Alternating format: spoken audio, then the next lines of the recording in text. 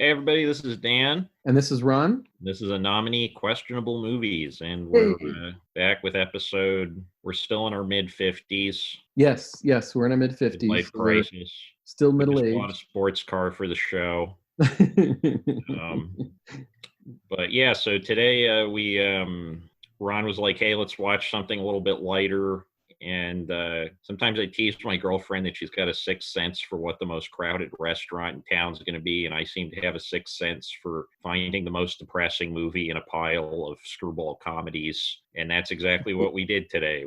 He was like, "Hey, you want to watch some by Preston Sturges?" And I was like, "Yeah," because like I haven't watched any Preston Sturges movies in probably 8. I mean, I watched a few of them when I was in college, mostly the Criterion ones. I saw Unfaithfully Yours and Sullivan's Travels, Miracle at Morgan Creek. I think those are the only ones or no, I saw The Lady Eve, but I can't remember a thing about Lady Eve. I remember Sullivan's Travels pretty well. I remember the gags with the babies at the end of Miracle at Morgan Creek. So I went on to Wikipedia and I was like, all right, just looking for what are considered the great Preston Sturges movies. And apparently he directed and wrote like 6 or 7 movies in a 5-year span, like Godard levels of productivity. And in this list was something called Christmas in July. And I was like, that's a weird title. All right, that could be interesting. And it was interesting, just not in the ways I was expecting. No. I thought this would be. I think it was fun, and it was more whimsical than funny. Actually, I laughed out loud a number of times. Yeah, I mean, But it wasn't ha ha funny for most of it. it's very much in the screwball comedy vein of the situation is supposed to be funny. I think like constant gags were seen as poor movie structuring at that point in time, as opposed to just sort of a genre of film. Because you have like the Marx Brothers, but after the Marx Brothers, you don't really have a lot of movies that are just structured entirely around gags, except for Mhm. like Hell's a Poppin' until like the 70s. The 70s, you start having like basically sketch comedy feature length films like Kentucky Fried Movie, Airplane. Did you just bring up Kentucky Fried Movie and put Preston Sturges in the Preston Sturges screwball comedies in the same category? That's No, great. I'm saying it's the opposite category. Like basically, you Oh, have oh, oh. you have screwball comedies that are entirely about plot structure and bizarre situations and misunderstandings. There's a lot Oh, of heavy emphasis on stuff like one-liners or just gags over narrative. Like this is a very carefully, heavily structured movie. yeah. Um, I'm sorry, you were comparing Marx Brothers to Kentucky Fried Movie. Yeah, I think you can draw a pretty clear line between like Marx Brothers to something like Hell's a Poppin' or some of the musical review type movies that are more gag heavy, and Yeah. then sketch comedy cinema, which was, I mean, there's examples of that in the 60s, like A Guide for the Married Man with Walter Matthau is basically just a gag movie, Uh-huh. or Head, the one that Jack Nicholson did with the monkeys, is basically just a psychedelic sketch comedy movie.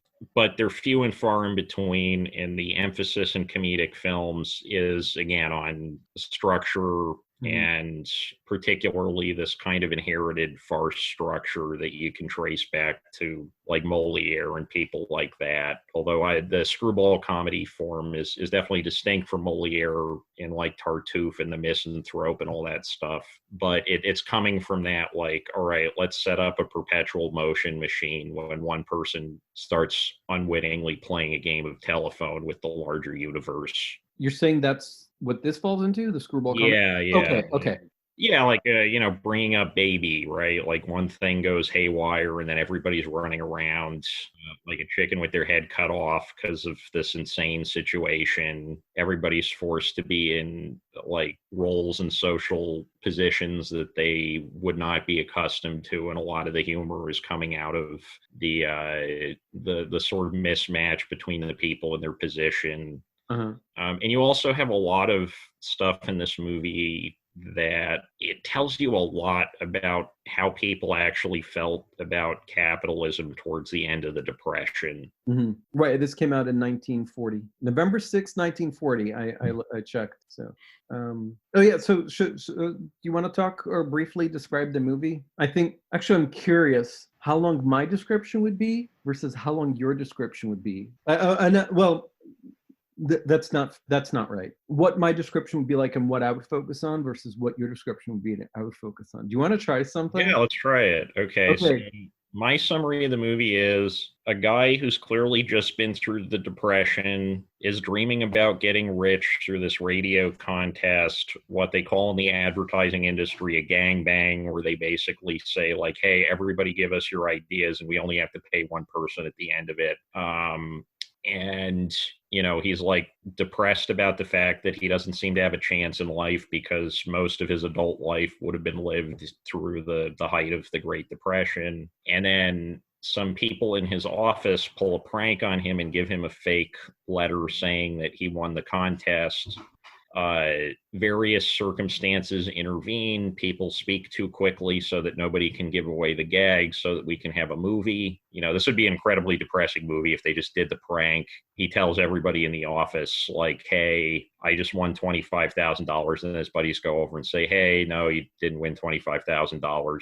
It also would have been a 10-minute long movie. Yeah. Well, sorry. It's only a 66-minute movie to begin with. So, but yeah, so he goes to the office. The guy who runs the coffee company where he has submitted this god awful slogan. It's not the coffee that it's. Oh my God, nobody in the movie can remember it either because it's so terrible. It's not the coffee. The coffee isn't the reason you can't sleep. It's the bunk, which is supposed to be a multi-layered pun. And of course, it's a multi-layered pun on the extra level of his entire ascent to riches is in fact bunk. The same way that Christmas in July could be taken as both an indication of like, oh wow, something great happening at an unexpected time, but also counterfeit Christmas. So anyway, so he goes and he decides like, okay, I'm going on a huge shopping spree. I'm going to marry my girlfriend. I'm going to buy mom this bed sofa that she always wanted because like fold out beds were seen as classy in 1940 as opposed to like a sign that you were living in a dump and couldn't afford an actual bed. He buys toys for all the kids in the neighborhood. He's like incredibly generous with the money. His boss, realizing that he just won all this money, gives him a promotion and a raise because he's only willing to give him the money as soon as he realizes that he doesn't need it. And he only really pays attention to him or respects him because of the fact that he has money. And so he goes on this huge shopping spree. They buy all this stuff. There's the scene where he's like tossing toys like projectiles out into this crowd of kids on the street. And then, of course, the guy who owns the big coffee company realizes, oh, shit, this guy didn't actually win the contest. I was just defrauded. And then everybody that he bought everything from comes and demands that the police arrest him. We get a very interesting glimpse into the place of police at that point. There's a lot of kind of subtle references to race and ethnicity. Particularly in regards to immigrant communities, who was a police officer, and the protagonist is named James McDonald, which is implying that he's Irish. The Irish were not seen as white in America at that point. And so he kind of realized like, oh shit, this was all like a giant prank. And, he has a moment of reckoning, and his girlfriend tearfully pleads to let him like keep his raise and new position because everybody should have a chance. And then the movie ends with the boss reluctantly giving him a chance to actually work in advertising. So you left out the last minute. Oh, and we get this great shot of like a cat looking through a. No, right before that, it turns out he ends up winning. Oh, right. And then it turns out that he did actually win once the people who have been stalling on figuring out the contest winners go to the guy's office, and then the guys deciding the contest winners get an entire rotary telephone thrown at them, which I have owned old rotary telephones. Those are not light. You can do some damage with that shit.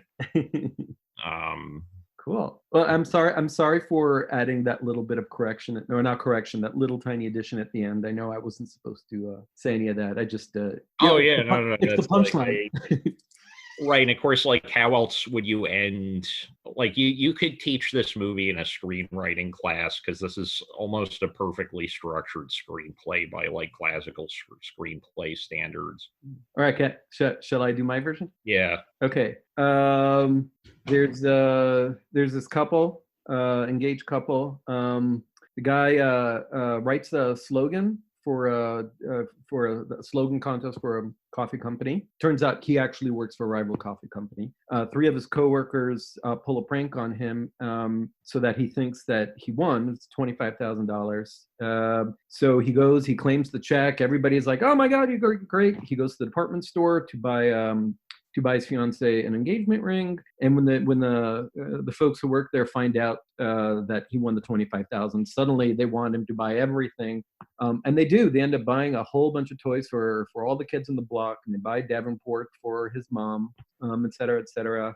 The president of the company finds out that he didn't actually win the contest. The 12 people who are figuring out the winner still haven't picked a winner. But then, so he goes to take the check and tear it up. But then first the store owners or the people that run the store show up, and they try to get everything back, and they ask the cop to go and arrest him and everyone else for basically it's like stolen goods.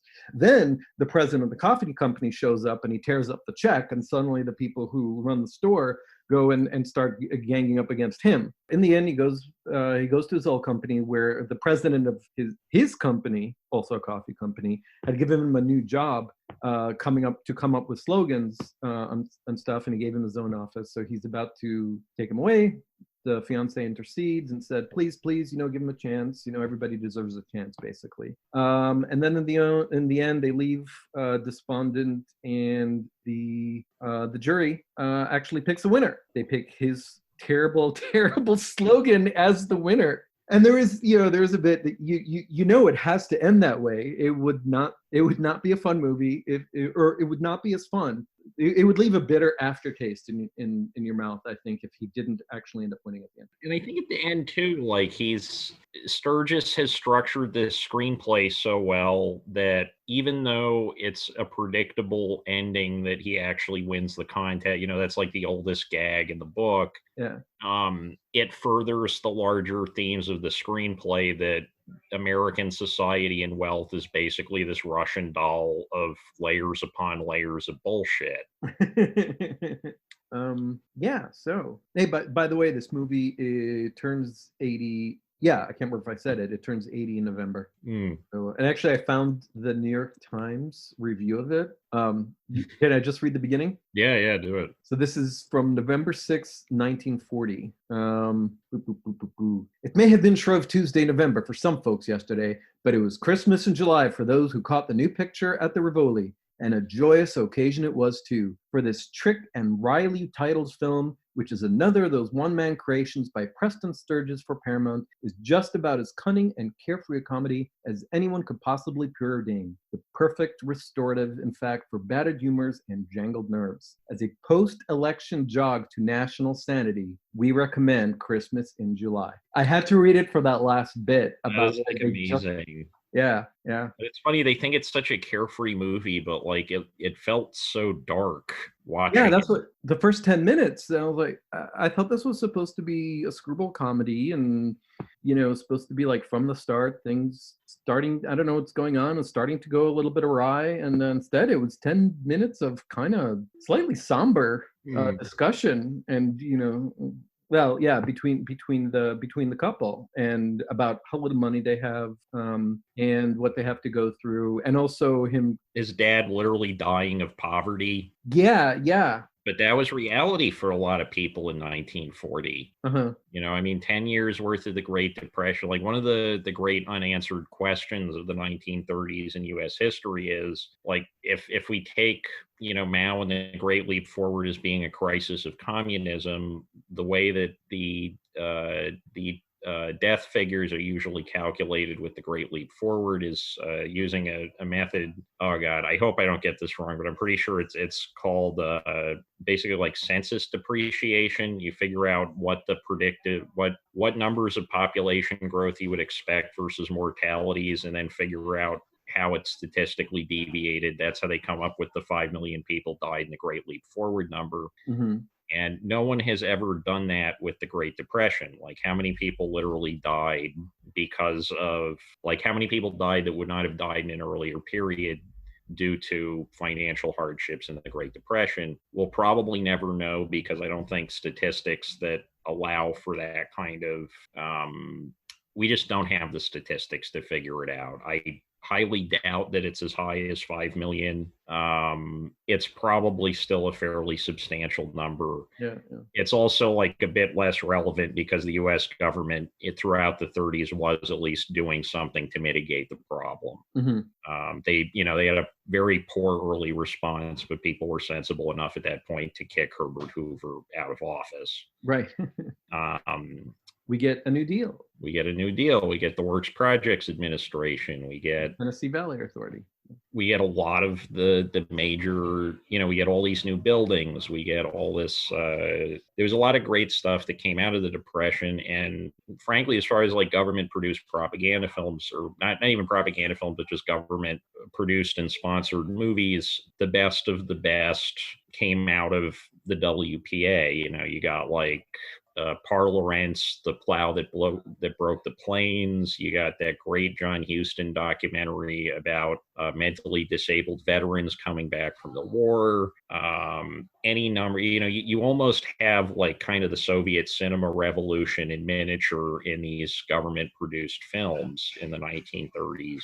But you also have a lot of commercial cinema that usually deals in some way, shape, or form with class inequalities, because it's on everybody's mind.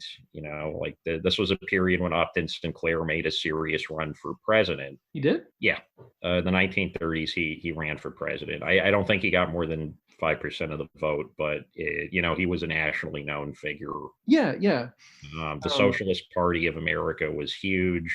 Part of the reason why the Cold War continued for as long as it did was because it was an excuse to push out anti-worker propaganda to the next generation, because the Depression scared the crap out of these very rich guys, because they realized, like, holy crap, if these people get hungry, they're going to turn on us. Mm-hmm. And it took a few decades for them to forget that, but here we are again at that juncture.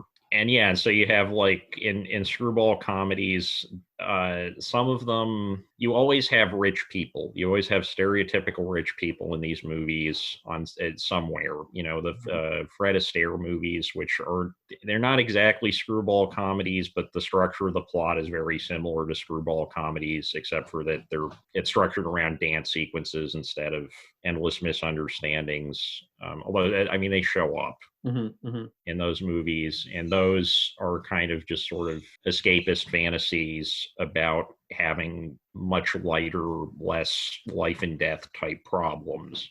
You have the Frank Capra movies, which deal very directly, like all of his 1930s movies are dealing very directly with the Depression, with what capitalism needs to look like if it's going to serve humanity and not just a few rich people. That's, I don't know if you've ever seen You Can't Take It With You. I am certain I have. Could you just describe it just very briefly? Okay. You Can't Take It With You is one of my favorite. I love Frank Capra. He made a lot of great movies. That's one of my favorites. It's this family. They're all incredibly eccentric. I forget the exact plot, but basically the takeaway at the end of it is the important thing is that they have each other, and you can't take it with you is obviously referring to money. Okay. As it always does. And meet John Doe. You have this like false populist leader created by the rich, played by Gary Cooper, who's forced to become the leader for community and whatnot, that he's thrust into by this very cynical cabal of rich people in a boardroom. The rich people screaming in a boardroom thing, that's in practically every screwball comedy somewhere or another. Or oh God, what's the one where Gary Cooper is a farmer and he gets Mr. Deeds. Mr. Deeds goes. Oh, yeah, yeah. Okay. No, that's an Adam Sandler movie. Adam Sandler remade a Frank Capra movie Yeah. poorly, as you might imagine. Yeah, yeah, yeah. But the original one with Gary Cooper, he comes into all this money and then he pretty much uses the money to set up social welfare programs that the government was not stepping up to create at that point, because I think the movie would have been conceived and written right before Roosevelt came into office. Or, most famously, the scene with the run on the bank in It's a Wonderful Life, even though that's like after the Depression, but it's still sort of like, okay, this is the reason the bank is here. The reason the bank is here is to level the playing field and give poor people a chance by giving them access to liquid capital. Right, right. And we get a very dark take on this in this movie. Wait, we get a dark take on this. So the guy becomes rich. He hands out a bunch of stuff, kind of like Mr. Deeds does towards the end of Mr. Deeds Goes to Town. Of course, it turns out it wasn't his money to give. And we get a lot of very, very succinct attitudes and messages about the class structure of the United States, even just from that one scene when the multiple people come asking for James McDonald to be arrested. Yeah. In the form of the guy owning the toy stores, obviously supposed to be like the lower, like the small capitalist. Right. The guy who owns the giant coffee company like makes multiple point, like it literally when James McDonald wins, or I'm making air quotes right now, but he thinks he won the contest for the first time. His boss literally goes up to him and he says, "You're a capitalist now, boy." Yeah. And when they go to reclaim all these toys from these kids and ultimately to get whacked in the face with fish and have vegetables thrown at them, the guy who owns the toy store eventually sides with the community. The guy who owns the coffee company is just like, I'm going to get even. And you get everyone across the 99%. Right. From the bottom 1% to the top, to the 99th percent. But yeah, I don't know, whichever way it is. But it runs the gamut from across the 99%, because they all end up like together against the 1%. Right. And even the police officer he sides with McDonald because he's known forever, because the police at that point in time, a large part of policing would have been knowing the people in the community. Mm-hmm. And it's just a fascinating, it's just like a very fascinating take on all of this. That, I mean, honestly, the movie, like in terms of the overall plot, the movie it reminded me of the most, which is tonally maybe about as far removed as from this movie as any two movies can be from each other, is L'Argent. Sometimes in English it's known as The Dollar, the final film that Robert Bresson directed, based on a short story by Dostoevsky. A guy passes off a counterfeit bill, another guy picks it up, he's arrested for using it, it ruins his life, and then eventually kills this old lady to save her from the horrors of the world. And we just end with him going to prison, and he just doesn't care about anything anymore. And again, like somebody with no conception that their false currency is going to cause problems down the line, ruin somebody's life. Mm-hmm. This being a screwball comedy, we get redemption for everybody. The guys who played the prank on him at the beginning of the movie, they're never shown to be evil like the guy in L'Argent is. We see them at the end trying to apologize to him by bringing him this like fairly crappy Davenport where the crank keeps falling off. And they tried, they were contrite fairly soon, because as he gets on the desk and he's, he's just so excited and he wants to share the news with everyone in it's a big open office. Hey, it's an open concept office. We've come around back to that.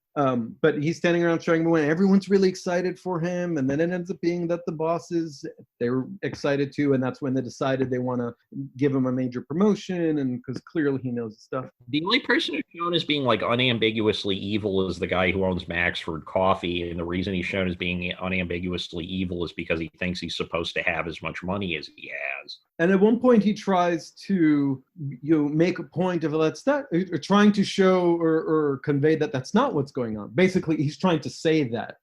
Right. Every time he goes into like his advertising staff that are trying to pick the winners of this meeting, he's like, all right, like he always makes some kind of reference to it, like not being commercial or being high-minded, which of course is not ha-ha funny, but it's ironic given the fact that we're still talking about advertising, which, I mean, I think Noam Chomsky gave the best definition of advertising as basically advertising inherently exists to undermine the public's ability to make choices, or else why would you pay for it? Oh, wow. All right. Well, I now I will elevate myself to the level of Noam Chomsky. Who is he to think that he's better than me? No, and I worked in marketing, and I think that marketing is... I worked in marketing for a while. You did? Well, until I got fired, yeah, I was the marketing director of... I mean, I didn't sign a non-disclosure agreement. I can say that I worked for it. Basically, it was an internet startup that offered career coaching classes to mid-level managers looking for a change in their career. So it was like this lady who had a degree in artificial intelligence science decided she didn't really like working in that, and that she really loved career coaching. Mm-hmm. And she was I was the only employee. And I mean, it reminds me of this movie a little bit, because I was like drunk one night and I just moved to Boston. I was like, shit, I got to figure out some way to make money. Mm-hmm. And I go on to, God, what's that website with all the job hiring thing? Huh? Oh, no, not LinkedIn. That's the quasi resumes. Monster.com. It wasn't Monster, but it was something like Monster. And anyway, so I'm drunk and I'm like, all right. And I always have hated sending out job applications and doing that kind of stuff. And I'm like, all right. And she says, like, I want somebody for a marketing position for a job, a career coaching website. And I write out in my cover letter, I am your perfect candidate because I am terrible at applying for jobs. So when you hire me, you get market research and insight on top of my writing and film editing skills. And she took me out for nachos, interviewed me. She like looked up my history and everything. And she saw that like I had a YouTube channel with a comedy bit where I was saying I hated working. Mm-hmm. One of my best bits when I was doing stand-up was Work the video game, where it's literally you're just like handed a pile of papers. You have to keep pressing right to read the papers. And in the top corner of the screen, it says press Y to take a shit on your desk and leave. And your score is basically how long you can take it until you press Y. And when you press Y, is that when you win the game? It's when the game ends. You know, I was kind of basing it off of like Desert Bus or like Don't Shoot the Puppy. But there's no winning. There's just ending. There's no winning. There's just sort of, there's a high score. It's a little bit like Tetris. Like you can last longer or shorter, but nobody, in the end, everybody loses. Okay. And yeah, and she saw this and she was like, hey, so I saw this. And, you know, she saw my first movie, which was just like the interviews with the towny folks in upstate New York. Mm-hmm. Some reason she still hired me. I didn't really, I mean, I knew how to write. I wasn't lying about knowing how to edit video and write and everything. But I mean, I didn't know either way whether I was any good at advertising. You know, I mean, like if there's any field that would seem to suggest that you need to fake it till you make it, it's advertising, right? Yep. Like being able to fake it is the sign that you're probably good at it. Yeah. And yeah, so I worked for 2 weeks, 3 weeks, or no, it was a full 2 months, and I was making like pretty good money. You know, I was stuck in one of those independent contractor kind of contracts, but yeah. Making way more money than I was making washing dishes. And eventually she wanted me to make a full infomercial. And I kind of overestimated my editing skills. I honestly had no real idea how to pitch the thing. And I was just like, all right, we'll do a sample lecture. She's like, I want animations. I have no idea how to do animations. But I figured out how to do it using like public domain clip art I found on the internet and just like moving it around in Premiere frame by frame. Uh-huh. You know, she's talking about like anxiety about work, and I have this like stick figure with a dark background, like rattling his teeth. It's like a pretty disturbing movie. I'm legally not allowed to show it to anyone Oh. because he technically owns the movie. But I mean, I did have a private screening once, and it feels very Tim and Eric. It does not feel like a professional product. I mean, because it's what I can do, right? Like I got hired to illustrate a book once, and the guy was like, make the illustrations less grotesque looking, and that's my drawing skills. Like I can draw things to make them look sweaty, overly hatched, grotesque, or somehow deformed. I cannot draw things to make them look lighthearted, or it's just not a thing I can do. Uh-huh. Although, it's at this point that I should point out that Dan is the one that came up with the image for Anomany, the image that you see on the website, on Facebook and Twitter, and so on. So does that fall in a similar category? Where does that fall? I mean, that's marketing materials. Yeah, that's promotional materials. I mean, I made the poster for my first movie the only time it screened, and I was pretty happy with that. We never made a poster for Plain Songs, but I probably should have, because there was never like a formal public screening of it. Uh-huh. I'm just wondering, because the image that we've been using, you intentionally made it not sleek. And that I've always been drawn to that personally. Like something that's overly sleek to me, there's a crisis of confidence, because anything that's overly slick would seem to be selling you something as opposed to trying to provide you with something useful. It's interesting because I'm usually the one that picks the images for the individual episodes, and I don't know if sleek's the right word. I don't know if sleek is the right word for the images that I put up there, but they're cleaner. Like they're clean. There's no they don't feel, they're not, they're intentionally, I don't want them to look kind of old or faded but no jagged lines, nothing to look like it's faded or anything like that. And that could be an affect too, like if you're just kind of adding graininess to a film or something, and like that's what I didn't like about that movie, The Artist. Was just like, okay, yeah, this just kind of, it looks like pastiche, and it's not telling me anything by putting the modern world into this old looking container, right? But my earliest like creative output, and the first things I ever kind of publicly released to people, my dad had a photocopier in his office, and I was convinced from like the time I was 8 years old I was going to be a professional cartoonist. Hey, I also wanted to be a cartoonist when I was a kid. You know, well, Hugh Hefner thought he was. Hugh Hefner and John Updike both wanted to be cartoonists and only found their callings by failing at being cartoonists. Really? Oh, that's great. Yeah, that's why like Playboy always had the best. Because like Hefner, he knew his shit when it came to cartoons. Like when Harvey Kurtzman got fired by EC Comics, he gets fired after the 28th issue of Mad Magazine. Technically only the second issue, where it was a magazine and not a comic book, because it only shifted to the magazine format with the 27th issue. Hugh Hefner immediately reached out to him and Will Elder and was like, all right, you're making Little Annie Fanny, and we're going to pay you a lot of money, because Harvey Kurtzman being out on the street would be like a national tragedy, because that guy's like the second or third most important U.S. cartoonist to ever lived, like in terms of setting up everything afterwards. That explains why the cartoons in Playboy are so good. Yeah, like it was a who's who of like Gahan Wilson did a lot of great one-panel comics for Playboy. Yeah. And you look at any other, because like I bought collections of old magazines. I've seen a decent number of like adult magazines from the 1960s, and the level of cartooning just falls off a cliff if it's not Playboy. Yeah. There's like there's a million Playboy knockoffs. There's like Mr. Magazine and this, that, and the other thing. Usually it's all just crude jokes about either a banana looks like a marijuana cigarette or it looks like a penis. That's every gag in the magazine.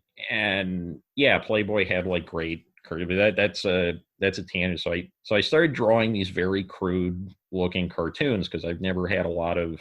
I can draw things very quickly. I can make it look kind of like one of William Steig's like drawings where he would just go straight to ink and he'd improvise the comic and then he'd figure out the caption later. There's sort of like a form of self-psychoanalysis. I always loved William Steig's cartoons, and I can do that. And I was drawing these like autobiographical comics about just being in high school. I think I put the first one out when I was like 14. And I sort of grew to embrace this like grimy looking aesthetic just because it was a point of pride for me that I was doing this on my own and I wasn't getting external. I wasn't waiting for somebody else to legitimize it before I was putting something out into the world. And, I felt this like deep connection to like zine culture and stuff. Like I love picking up old zines where it's clear that somebody was just cutting random pictures out of a magazine and photocopying them with like craziness. And that style did kind of come into vogue later.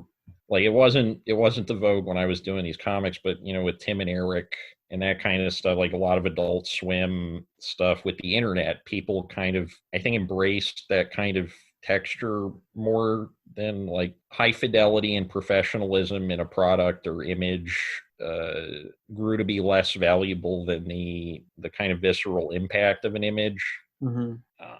I have a feeling that the subject matter of your cartoons and my cartoons were very different. Certainly the style from what you're saying. And mine was probably more even, I'm guessing more cartoony. This is just, yes, mine was more cartoony and yours was a little more... Well, I mean, you got a copy of my book. Like the style that I drew those illustrations in, that's the only way I know how to draw. And I can do a bit more with it and like the character poses. I got better at making them more dynamic over time. But the actual like art style and level of competence regarding things like perspective or anatomy or proportion has stayed about the same since I was 12. Yeah, with if I'm trying to do anything in the least bit realistic, I can't draw faces at all. I have a hard time drawing faces even with cartoons. Wow, I haven't done one of those in so long. I can't remember the last time I tried to actually try to draw a cartoon, create a cartoon. I've been drawing these like really crude, like violent cartoons in this notebook I have, but I don't know if I'm ever going to publish those. It's sort of like one of those crumb sketchbooks of just like, I'm angry and I want to doodle something. Oh gosh, I just remembered one that I did. I did it a few times because I moved several times. And so when I moved from California to Seattle, I barely knew anyone, and I ended up putting together like maybe 10-page, 8.5 by 11 little book in which I introduced everyone that I knew and drew a caricature of them, and wrote about them and kind of made fun of them. Well, it depends on how much I liked them. If I liked them, it was kind of some light ribbing, laughing a little bit. And if I didn't like them, it's kind of vicious. But I feel so bad now. Like the person who, there was a narrator, and the narrator, the way he looked, he was just like a noodle figure. Those big giant air powered noodles. Oh, like the things you see outside used car lots. Yeah, the things outside used car lots. Or like Peter bag drawings. Yeah, so the motions, like the way his arms and legs and face were, it was kind of like that. And it was another person that I knew, and I was making fun of him doing that. So that was the worst. And that was sort of oh gosh, that's the one that I deserve to go to hell for. The rest and I'm sure I offended some people. I mean, the comics were pretty popular. Like I was selling them for 75 cents to people. I printed, I Oh. think, 50 or 75 of them and sold out of the first run. Uh-huh. And I think Wow. I did like 12 or 15 issues with a I mean, my one of my favorite books when I was a small child, like when I was 8 years old, I read The Adventures of Captain Underpants probably like 15 or 20 times, and specifically like the premise of the book being that there's these two kids, they're in an elementary school, kind of like I was, and they draw this character called Captain Underpants who comes to life and does stuff with their principal. Mhm. And I always thought that was super cool, like, kids doing stuff, because I always kind of felt like I was being talked down to by adults. Yeah, yeah. And so it's like this empowering fantasy to think like I don't need to wait for it. Or like when I was doing comedy at first, it was always this weird thing of like I had friends who were comedians from way before I could legally drink. I had the support of the comedy community, but they'd have to basically sneak me into these bars, and they'd have to like promise the bar owner, like, okay, nobody finds out that this kid is being allowed into the bar, like way, because it was technically illegal for me to be at these open mic nights and stuff. Weren't you like 13? I think the first time I did stand-up comedy, I was like 15. Okay. I went into stand-up comedy because I sent a bunch of my comics to Top Shelf Publications, which they're mostly known now for, they publish like Box Office Poison, From Hell, and a few other things. They were pretty big at the James Kachalka did a lot of work for them, the Monkey versus Robot guy. And so I sent him these comics when I was 14, and I got a letter back from the CEO of the company saying basically these are very entertaining. We like the writing, but you're just going to have to work on the draftsmanship or find somebody else to draw these things. And I would write them as I was drawing them. So having somebody else draw them like a Harvey Pekar scenario it wasn't going to work. I couldn't have a filter basically between me and ironically, later, Top Shelf ended up publishing a lot of comics by a guy named Jeffrey Brown, who is far worse at drawing than I was at that point in time. Because the culture had come around to it at that point. I mean, I think also like I wasn't ready for prime time, but I got this letter and I was like, okay, if the writing is the strong suit, these things are already kind of structured like 1 or 2 page comedy monologues with drawings. I should go try stand-up comedy. And all I knew about stand-up comedy was basically I binged 30 Woody Allen movies when I was 12. And I think I'd seen like one stand-up special on HBO, and I'm like, all right, I'm going to figure out how to do this. I can do this. Yeah, it's like, That I looks can do easy. this. Like I could make people laugh in conversation fairly easily, which honestly, like, even now, I would say if you want to do stand-up comedy, that's probably your best indication of whether you're going to be any good at it, is like, do people laugh involuntarily when you're purposely trying to be funny in conversation? If you can't leap over that hurdle, I'm not saying like you can't do it, I'm just saying it's going to be an uphill struggle. Mm-hmm, mm-hmm. And yeah, so I go up to the open mic night at Cafe Lena, which is the oldest folk music cafe in the United States, and I have to be to school the next day. Thankfully, there wasn't a lot of parental supervision, so I could kind of stay out till the middle of the night and walk home. Uh-huh. And I get picked 26th out of the hat. So I'm just kind of sitting there for 3 hours. I'm like an impatient, immature teenager. Uh-huh. And like an open mic, you've been doing an open mic before. Like it's not pretty, but Yeah.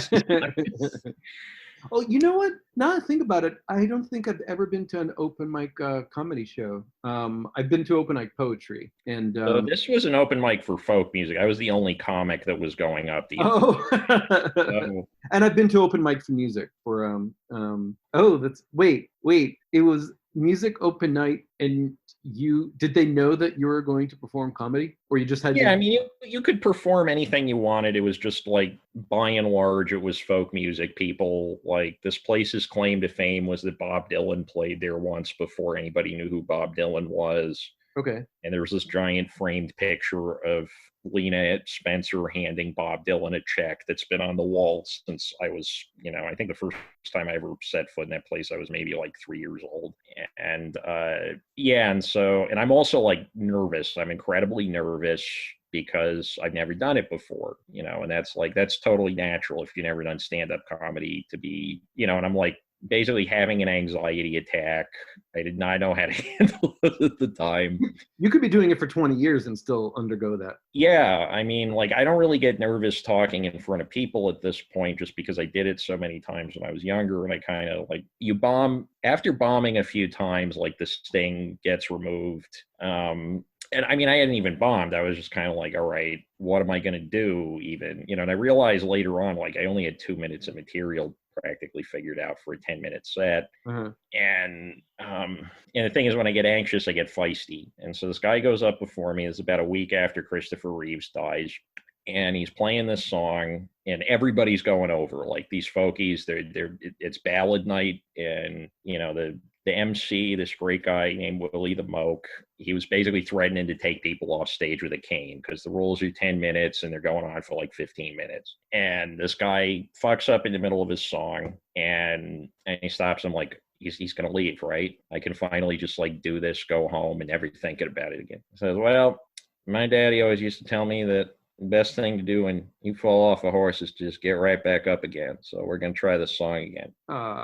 And so I go up after this guy's done with this second, and he's like one of those guys who looks like he hasn't left his basement since Jerry Garcia died. Uh-huh. And the first thing I said was, hey, to that guy who said the best thing to do when you get off a horse is to get right back up again. Did anybody ever say that to Christopher Reeves?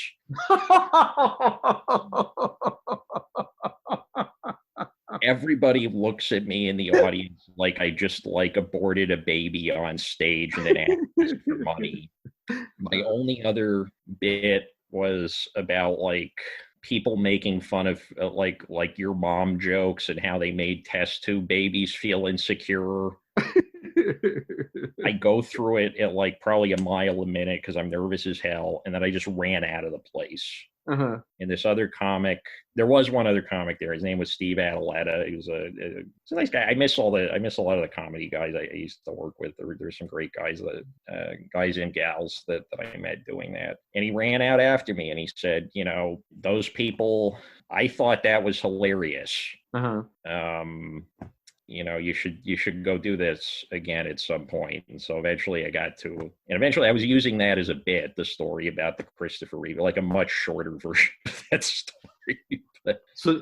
So wait, meaning that you would tell the same joke, or that you would talk about what happened? I tell the story of the first time I did stand up making the Christopher Reeves joke and just like running out of the place, because I thought the joke was like, especially given that this was the mid 2000s, like South Park is all the vogue, like edgy, offensive humor was considered a much different thing than it is now, I guess. Yeah, Dan, this is that's when the response too soon comes up. Right.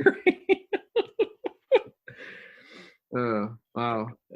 Oh, I just remembered. We were watching a movie earlier about was it Preston? Oh, right, Preston Sturges. Yeah. Christmas in July. I got off. That's what it was. That's what. I'm sorry, we've just strayed so far off, and with some great material. So. I've been in a storytelling mood the last week or two. Like I kind of backed off of it for a long time, but what led to it? What do you think brought it on? We had a friend over for a distance porch gathering for my birthday, and then I think I got into the story of like how I accidentally ruined my high school student council election. Oh, you told me about that. I think you talked about it. That was the college one I told you about. Oh, no. I did it twice. Yeah. Well, at some other point, yeah. Yeah, I think you. Oh no, I'm thinking about you running for weren't you king of the prom or something? I was the prom king of Yeah. Saratoga Springs High School, 2007. Yes. Okay. But so this is separate or is That's this a protest vote. I mean, it was all connect. I mean, I don't think I was physically dragged off stage at the talent show for playing. I was supposed to play a song about like an earthquake, like a country song about an earthquake on a ukulele, because uh that's what I auditioned with, and I showed up and I played an old hobo drinking song on a banjo. uh And I mean, that's like the full story would probably take an hour. There's a lot, but it's a long. Anyway, I got physically dragged off the stage. Everybody thought like, oh man, they're trying to censor me. And like nothing makes you sexier than the idea that like the school principal doesn't want you to see it. And yeah, and then a week after that, I'd opened for, there was a hypnotist that would, I mean, he does a show at the high school every year, where it's a standard, it's a, hypnotism show. He brings some people up, they quack like ducks and stuff. hmm And I'd met him at the comedy club because at that point I was the house. I would do a 5 minute opening set every weekend at the Saratoga Comedy Club, and he also had done a set there. And he was like, "Hey, you're at the high school. I thought it was pretty funny. You want to open for me?" And I was super thrilled because this guy would get 500-600 people to the show every single year. hmm That's still to this day probably the largest audience I ever performed in front of doing anything. uh And I did this 6 minute set about, eminent domain laws because they just changed those in the Supreme Court. And it was like a line about, Supreme Court just voted 5-4 to extend eminent domain privileges to private corporations. 20 years from now, they're going to make a movie about all this called Schindler's Shopping List. Um, my dad's mentioning at dinner that Valentine's Day and venereal disease have the same initials. I think everybody's had different plans than I did. Stuff like that. And then my ending bit at the time, because this was pretty soon after. I mean, not like it was within a few years after 9/11. My thing was like, what is it like? I got stopped at airline security because I had a pair of nail clippers on me. If you can hijack an airplane with nail clippers, you're already a master of kung fu. Don't be a baby. Just do it with your hands or something like that. And that used to kill. That was like huge. This is a few years, not a few weeks after 9/11. Yeah, no, I waited a little bit longer on that than on Christopher Reeves. You didn't pull a who did it? The voice of was it Zazu or Iago? His name is on the tip of my tongue, as are most names when I try to think of them. Gilbert Godfrey. Didn't he?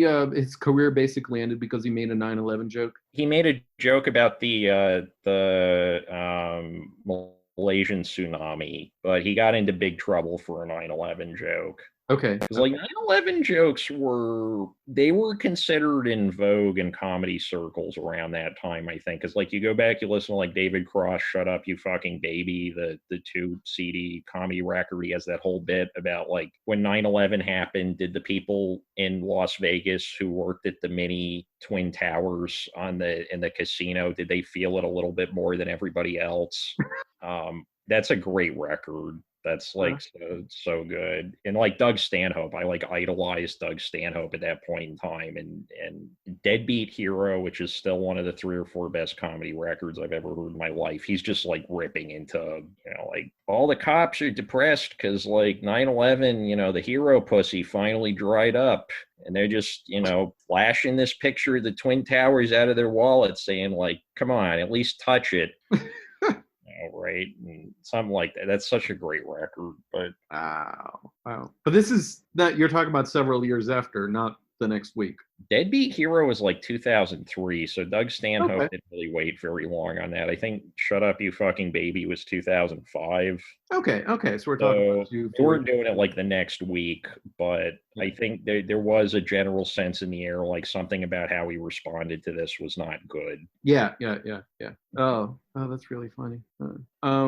Boy, this is great. I was trying to bring us back to the movie, and I just took us further away from it. So But we're talking comedy. We're talking comedy. We're talking comedy, and I think this is a great comedy just because it's so perfectly structured. It has something it's actually trying to say. What it's saying is like pretty deep, relative to a lot of Hollywood movies. Right.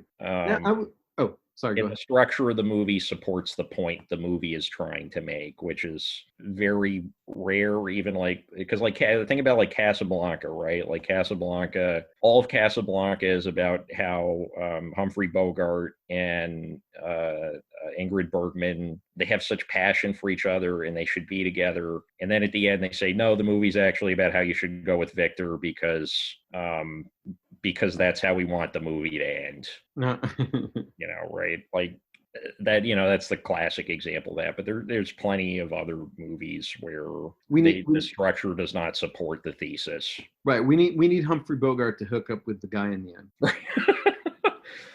I mean, quote unquote, beautiful quote unquote friendship. It was the age of euphemisms. Yeah. One of the things that struck me about Christmas in July is just he's not even trying when he's because like every time this guy is trying to say hell, there's one time he says heck and every other time he says Hoboken.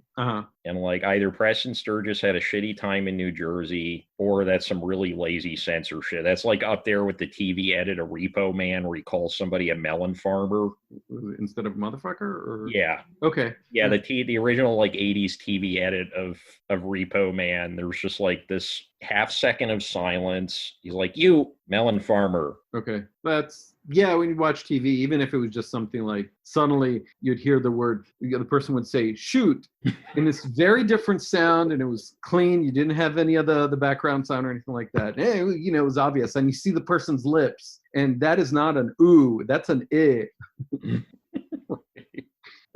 And the sound and the consonant at the beginning and the consonant at the end are the same as what you'd expect. So, right, everybody's calling somebody a blank head. Yeah. So what do we have? Like, there's sap head, fat head gets mentioned at least 2 times.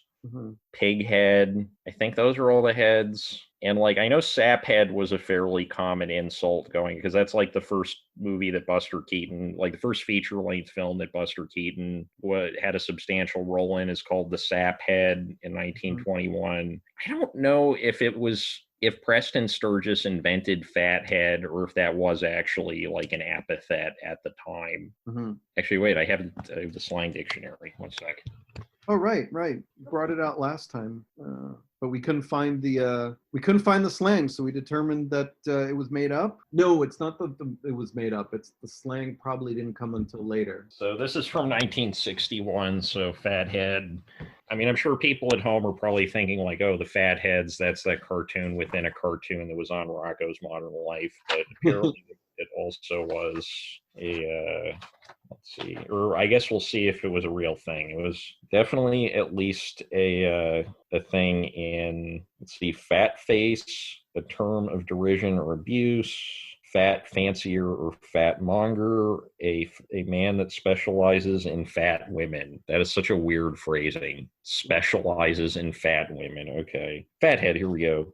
First appearance 1840.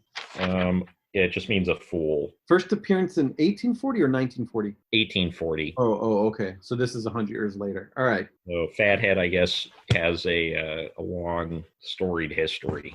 Yeah. But oh wait, what was the other one though for the men interested in fat women? Let's see. It said fat monger or fat fancier. It was a combined entry. Okay, all right. Because nowadays we would use either of those. Like the one I always heard was chubby chaser. Yeah, that's what I was gonna say. That's what's used today. Yeah. Right. And I guess fat monger would be like, because like fishmonger was a pretty common term, so it was probably a play on fishmonger. Okay. Ooh. But the fact specializes in, like, as a way of saying that the person is like attracted to. Right. Is attracted primarily or exclusively to. Anderson Cooper specializes in men. Right? Like it sounds weird. Yeah, okay. Well, no, but he could specifically be a chubby chaser as well. I don't think I don't think his husband is overweight. I don't know. I'd have to look it up. What was that? A fat fancier. Cat Fancier. Yeah. Isn't the Cat Fancier the name of a magazine devoted to cats? Maybe. Now I am going to look this up because I have the ability to.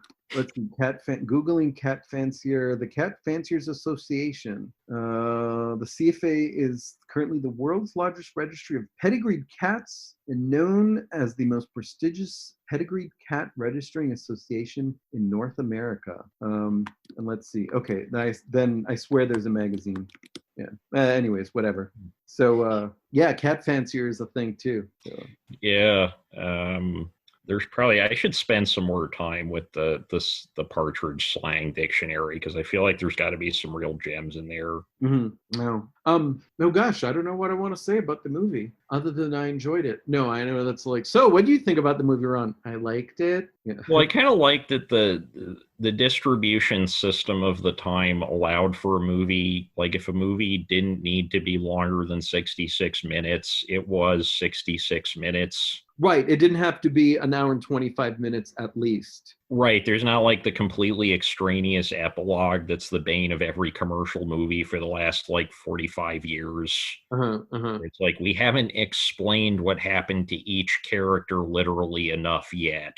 Yeah. I feel like most commercial movies I see, I feel like it should have ended about 20 minutes before it actually ends. Right. Yeah, we're actually so I don't know if I mentioned on here before, but Matt, who was on here a few months ago, he was here for the last episode of season 1. Mm-hmm. So he and I have been watching, during our stay-at-home practices, responsibilities.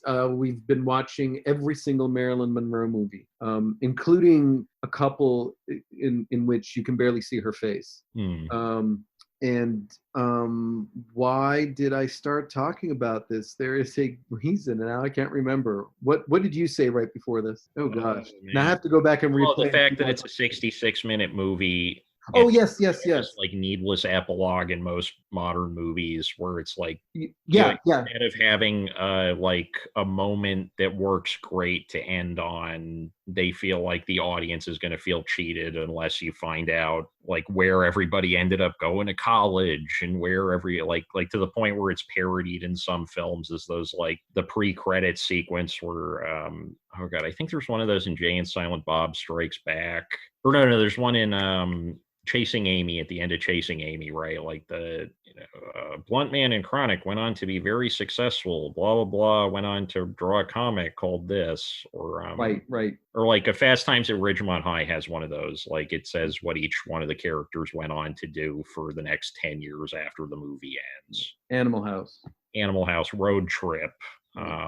And it works in a comedy movie, I think, because they know to keep it to just a one sentence thing and like merge it with the credits. Dramatic movies, though, it's just sort of like, okay, the action is ended. Now we need this like falling action of just everybody explaining what you just saw for the next 20 minutes. Right. But for the but so you brought it up specifically for the ones where it's kind of forced in order to make the amount of time, in order to make the minimum amount of time. Because like in this case, 66 minutes, that's too short for a movie. We got to tack on more stuff.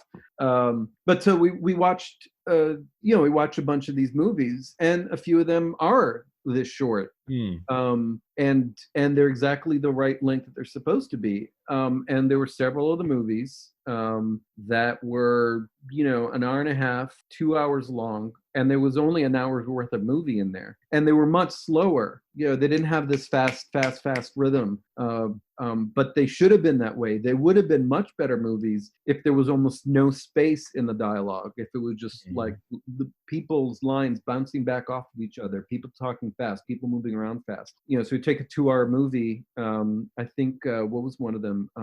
Not The Prince and the Pauper, The Prince and the Showgirl, or something like that, which was not a terribly good movie. But if they'd shrunk it by at least a half hour So you could keep in the same dialogue. You keep in the same dialogue and the same scenes and the same sets and all that, but just make it faster. It would have been a better movie. Plus, not having Laurence Olivier playing basically Dracula, that would have helped too. It was a terrible performance on his part. Whew, whew. He had his strengths, and they're not apparent in every single movie. And he did a movie with Preston Sturges. He's the star in Unfaithfully Yours, which is that. Oh my God, did you ever see that one? No, this might be the first Preston Sturges movie I've seen. Oh, okay, yeah. Sturges is like surprisingly dark. Uh-huh. And especially for the time period. But Unfaithfully Yours is one of the darkest movies I think I've ever seen, ever, maybe. It's literally this guy is a conductor in the orchestra, and there's this series of kind of arsenic and old lace style gags where he's just imagining murdering his wife. Okay. And then at the end of it, she like shows up, and then he just kind of simpers off. Wow. And that's the movie, basically. But it's a comedy. It's a comedy. It's a very dark kind of, again, like arsenic and old lace. And it's much later. It's like 1948, I believe, Unfaithfully Yours came out. And I think arsenic and old lace was 1944. So like, I don't want to say the public suddenly developed a taste for dark comedy, but I feel like there's more of it. I mean, there's like very dark moments in some of those silent comedies for sure. There's like my favorite ever W.C. Fields gag is from a silent film of his. I saw it at the MoMA, I think. I don't know if it ever got released properly, but it should be because it's a hilarious movie. And oh God, how do I even describe it? He's like trying to shave his face while he's on a train. The train keeps like jerking or like hitting things and kind of getting bumpy. And he just like, he passes by an ominous looking clock. He passes by a graveyard, and they just wring like several minutes worth of hilarious dark comedy out of this implication that W.C. Fields is accidentally going to slit his own throat trying to shave his face. This is totally going an aside. Excuse me. I just realized, and I just Googled it to see if there was any truth to it, that Blimpie is it's a sandwich, isn't it? Yeah, I'll gladly pay you Tuesday for Wimpy, not Bimpy. Okay. Wimpy from Popeye. I'll gladly pay you Tuesday for a hamburger today. Is based on W.C. Fields. Yeah. An homage to W.C. Fields. Yeah, because Fields was like a hugely popular. There's like a really bizarre drama film that D.W. Griffith did that was W.C. Fields and Lillian Gish. I'm blanking on the name of it now. It's like not one of Griffith's better movies, but just the pairing of Lillian Gish with D.W. Griffith is just like such an odd coupling on screen. And also just W.C. Fields in a serious role, because I think outside of those David Lean, Charles Dickens adaptations, you don't really ever see W.C. Fields outside of these broad comedies where he's playing that misanthrope character. Hey, you know what? I'm wrong. This article that I just read from is like, either I misread it or is like the only person in the world that actually felt that way. Oh, everybody else panned the movie when it came out? No. I can't find anybody else who think that Wimpy is based on W.C. Fields. Oh, I mean, it makes sense. Like, he's drawn a lot like how W.C. Fields was drawn in like caricatures that I've seen of W.C. Fields. Mm-hmm. Well, the earliest one of those I can think of probably would have been in like the 1950s or 60s. I mean, there were W.C. Fields and Wimpy themed Tijuana Bibles, and those were fucking disturbing. Wait, Tijuana Bibles meaning Bibles in Tijuana? No, you okay, so Tijuana Bibles before there were like glossy full-size pornographic magazines, the two primary ways that people would distribute pornography in the United States were through basically unidentified 8mm film loops, erotic postcards, or I said two.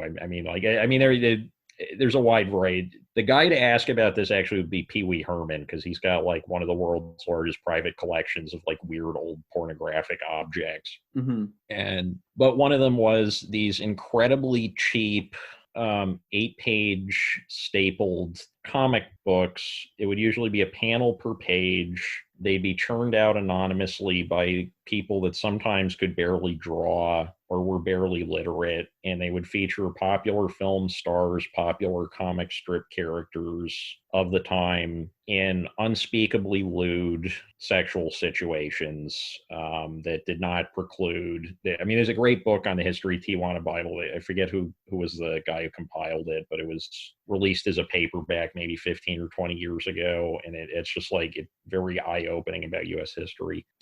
But yeah, there's like one I remember, God, because they had it at Borders when I was a teenager. So I read a bunch of these when I was like 16, and I was like scarred for life, I guess. There's one where like Archie's entire head gets lost in Veronica's vagina, and that's like the gag at the end of it.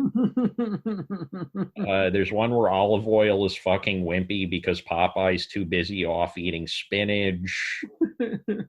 There's like any number of just, if you grew up around those times, that would have, I mean, I guess it's like Rule 34 now, but it was kept to these, and they were printed on basically toilet paper. Like if you find these things now, they're incredibly expensive just because they were made to be disposable. Okay.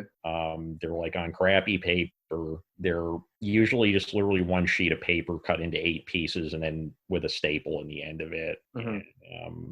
And I mean, there's examples going up to like the early 1960s from like the 1930s. Will Eisner originally, like his first job that he was offered in comics was drawing Tijuana Bibles. And he mentions that in, his autobiographical graphic novel, I think it was called An Invisible Force or something. And he was offered, one of his relatives knew somebody who was in the mob, and he was like, I can pay you X number of dollars an hour to just draw like wimpy fucking Olive Oil.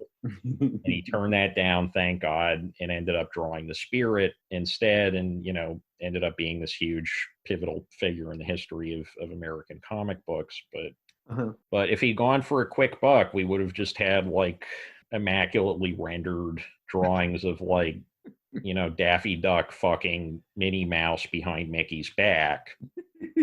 Or like, if you got the stomach for it, it's worth looking a few of these up just because they're so fucking bizarre. Well, those things didn't entirely go away. I mean, you go online and you can find like Simpsons. There's a wide array of characters, so you can. I mean, there's a Rule 34. It came back with a vengeance as soon as people didn't need to pay the like half a penny to 8 pages of somebody, many somebodies presumably, but maybe somebody is drawing these.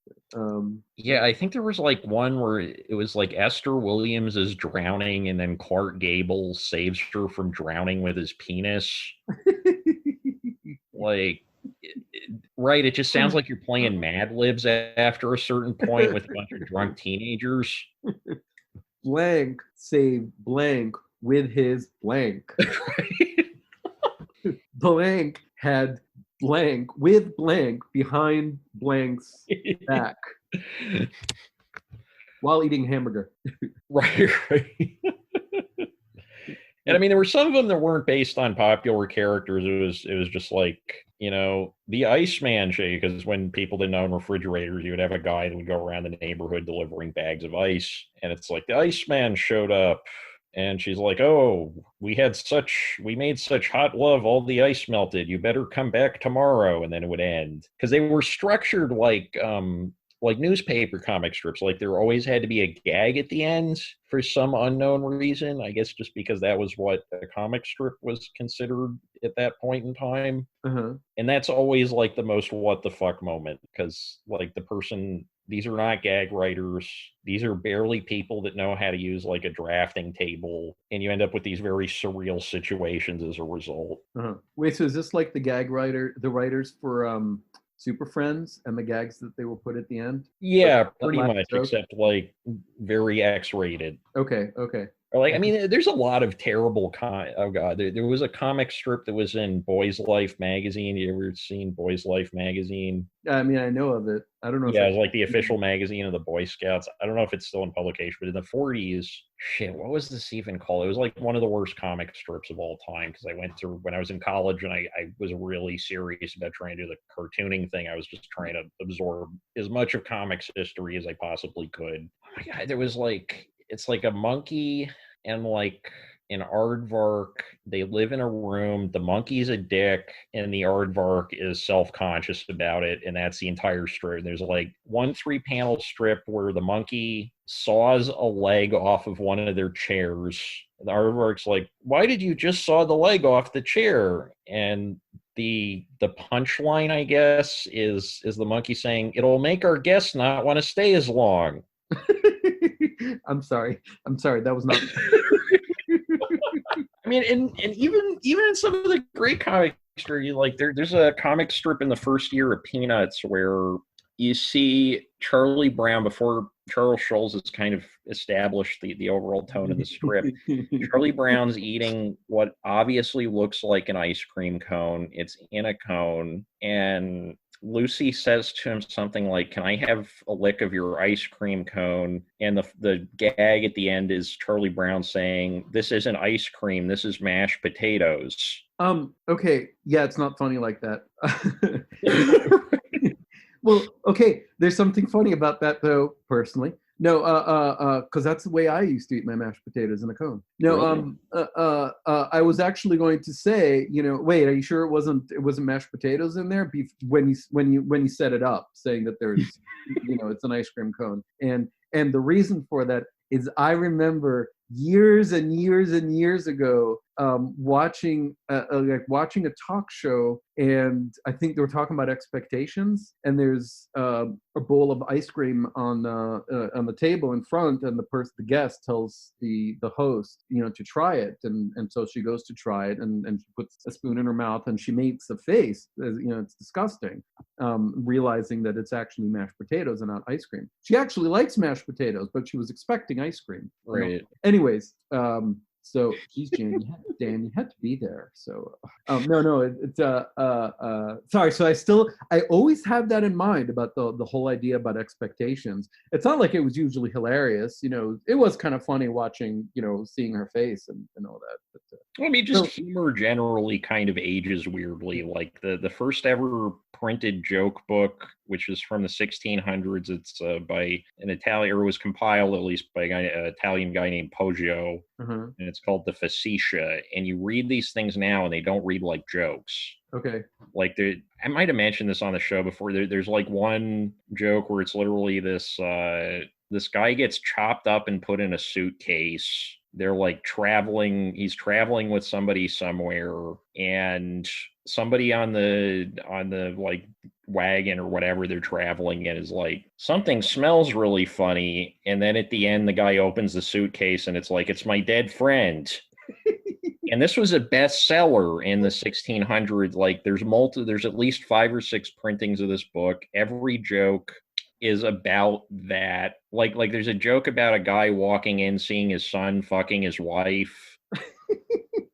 And again, like they don't read like jokes. It just reads as like the most inappropriate thing you could possibly think of. But that was huge back in the day. Like it's one of books in the 1600s. You're still not very likely to come across a copy of it, but you're far more likely to come across a copy of that than most of the other things that were printed in some form in that period. How do you pronounce the name of the author? How do you spell the name of the author? It's Poggio, Poggio, and the book is The Facetiae, Facetiae. And there's a number of translations of it. Some of them are more complete than others. And obviously, anything that was printed around that time, you have to ask questions about what was actually in what edition and who wrote what or compiled what. But there's a great discussion of it in that like 2,000-page book on the history of dirty jokes, which is one of my favorite books of all time, Rationale of the Dirty Joke by Gershon Lagman. I mean, if you want to if you want a crash course in how weird the history of humor and the idea of jokes is, like, that is the single best book ever written on what jokes are historically. Okay. What's it called again? Rationale of the Dirty Joke by Gershon Legman. It was released in 2 volumes. The first volume was released by a publisher. The second volume's a little bit harder to find just because the jokes are like, there's an entire section on cannibalism jokes, bestiality jokes. The second volume basically was considered to be too much of a lawsuit risk for publication, so he could only send it out if you ordered it from him directly. Okay. He must have sold a decent amount of them because I found 2 used copies in my life, which of Rationale of the Dirty Joke? The second volume specifically. The first volume isn't too like, you can probably find a hardcover of the first volume for about $10. Yeah, I'm looking at Amazon right now. So you could buy it new in paperback for $40. And the paperback is both volumes. Or no, the paperback is only the first volume because the second volume has like 100 pages of introduction. He was like a third wave Freudian. He was a hardcore Freud guy. There's a lot of like very regrettable prose about the nature and roots of homosexuality at the beginning of the second volume. Mm-hmm. Skip all of it. Just go to the part where he's detailing the jokes. Okay. Or, don't skip all of it if you want an interesting insight into, I think the third wave of Freudianism was markedly more homophobic than the first wave because like Freud himself had fairly progressive attitudes towards that stuff at the time. Uh-huh. But by like the 60s and 70s, it had, there was a lot of like neo-Freudian homosexual conversion manuals from the early 70s that my friend Paul used to pick them up when they get discarded from the new school library building. And he's like a hardcore Freudian. And we would just like get high in his apartment, play with his cats, and like take turns reading like random Freud. Well, okay, it was like a game we would play. So he was dealing used books before I was, and the woman who lived above him was an editor for a very prolific erotic publishing house that specifically published Black lesbians in prison novels.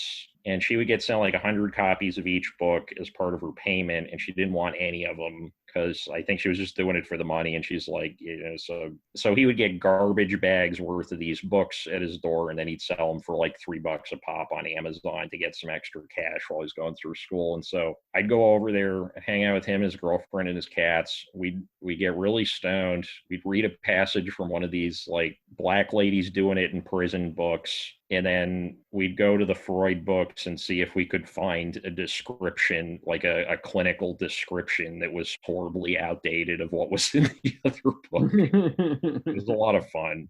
Wait, so that's really a genre? Black women in prison. Yep. Okay. Who's the audience? I know I ask this now, I think every time, who's the audience? But no, so who's it marketed towards? Right? I mean, there was that whole genre of like erotic fiction that was really popular in Israel until it was it was made illegal by the government, of basically like Nazi concentration camp S&M books. They were called stalags.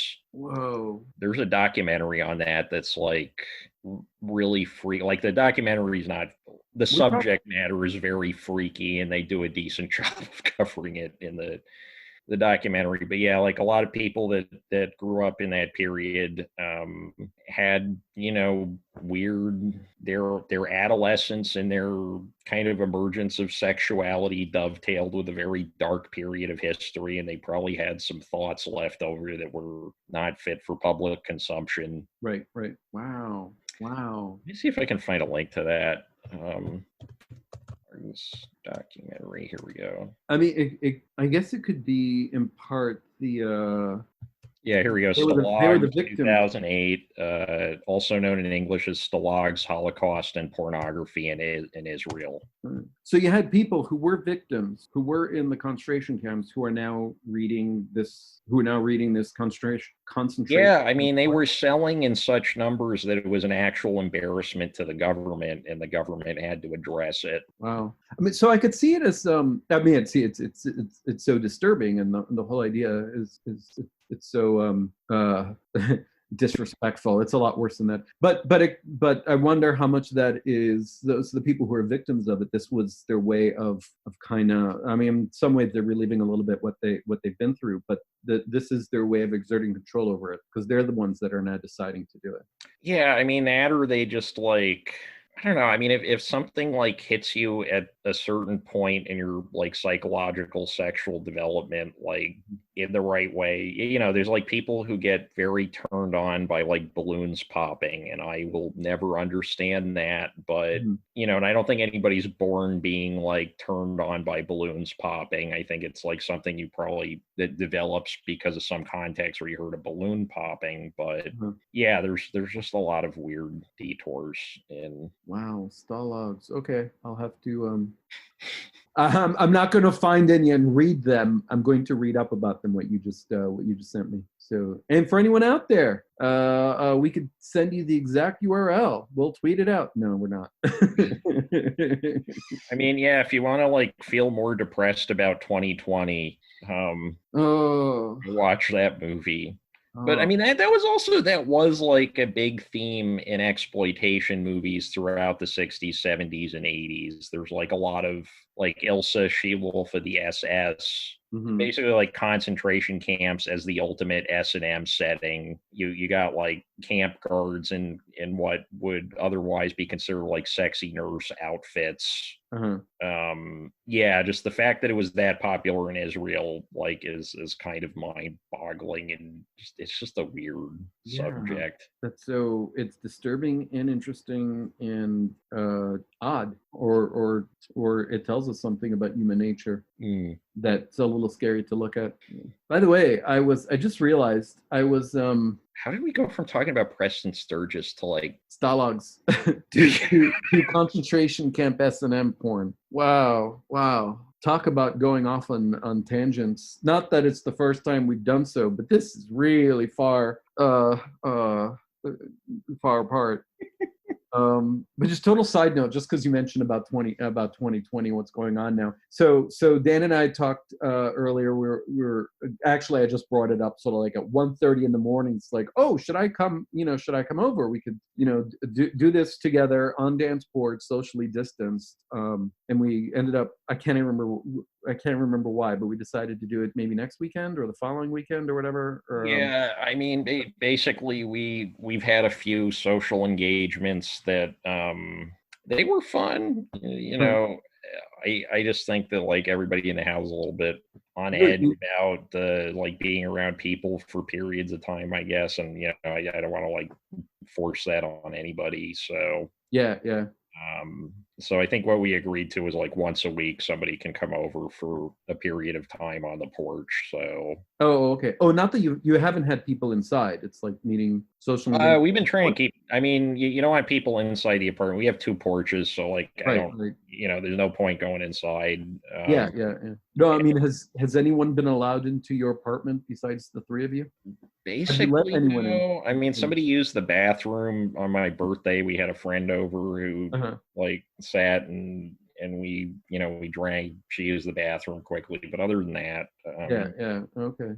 I had, Oh, and we had the guy who was fixing the bathroom. Okay. But that was kind of when this all started, and I was like, I didn't want anyone in the apartment, and of course, a week into it, my my sink is like water's spreading all over, so I had to have somebody come in several times to go and clean it. Or to go and fix it. In fact, 3 times. 3 times he had to come into the apartment because it turned out there were actually 3 different issues. But I did have, I was away and somebody came to take care of the cat, and they were with 2 roommates. So at one point, all 3 of them came here. So they were in my apartment, but I wasn't here. So we didn't overlap. So, I've got COVID sitting all over the place that they brought in. No, we're not in the same place breathing on each other.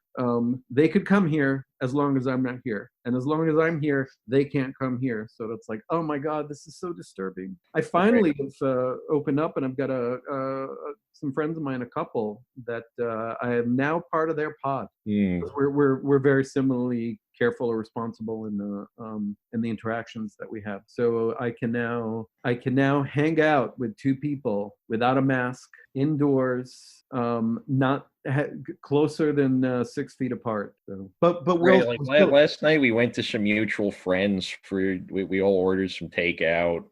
We sat on their porch, and we kept a distance. We used a lot of hand sanitizer. We did not share any kind of food or drink, etc. We're sitting at opposite ends of the porch, but at the same time, they're like, I think everybody's going stir crazy at this point, but they're like, yeah, we've been trying to find like our quarantine hookup buddy, and it's like, it's like a vibrator is only $15. Like, yeah, and you only need to sanitize it once. Right. I mean, you might want to sanitize it more often, but in terms of its first use, you need that first sanitization. Right. There's only one time when it could possibly give you COVID-19. The rest of the time, it's just like general concerns about yeastiness, I guess, or. I don't know. I'm not a doctor. I mean, if this is PSA time, like, yes, everybody clean your sex toys regularly, because that seems like the responsible thing to say here. I'm not a scientist. Yeah. Or at least clean your sex toys the first time they come home, unless they're prepackaged. Unless they're packaged in an airtight. It's not a cast iron skillet. It's not going to get more flavorful over time. Oh, that's so nasty. Oh, damn. Ew. So Preston Sturges. Yeah. So the reason I brought up Preston Sturges and Howard Hawks is part of it came out of it was the Marilyn Monroe, the whole Marilyn Monroe thing. But early on, before we went on the Marilyn Monroe kick, we actually watched Bringing Up Baby, which is Howard Hawks, right? The Marilyn Monroe movie. He did a Monkey Business. That's it. Okay, we ended up there. Okay, so I'd seen two Hawks movies in a very short period of time. So that's part of what came out of that's like, oh, I want to see more of these. And I don't know how Preston Sturges came up. Well, I was thinking that, but to me they were like, oh, Howard Hawks, Preston Sturges. They're like both.